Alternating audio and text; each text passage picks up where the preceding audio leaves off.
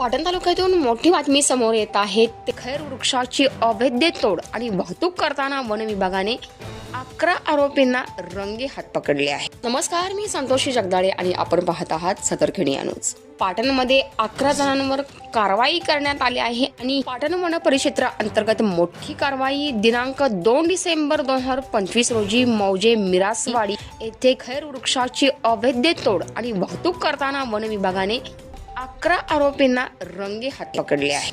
यामध्ये 49 नग खैर सोलिव लाकूड आणि 2 वाहने पिकअप आणि टाटा मॅजिक जप्त करण्यात आले आहे. आणि यासोबतच या 11 आरोपींवर भारतीय वन अधिनियम 1927 नुसार गुन्हा दाखल करण्यात आला आहे. याच अनुषंगाने वन विभागाने नागरिकांना अवैध वृक्षतोड, शिकार आणि अतिक्रमणापासून दूर राहण्याचे आवाहन देखील केले आहे. आणि असे काही आढळून आल्यास कठोर कारवाई करण्याचा इशारा सुद्धा देण्यात आला आहे.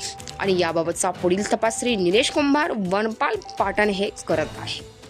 आणि या संपूर्ण महत्त्वपूर्ण अपडेटसाठी मुख्य संपादक विराट कदमसह संतोषी जगदाळे,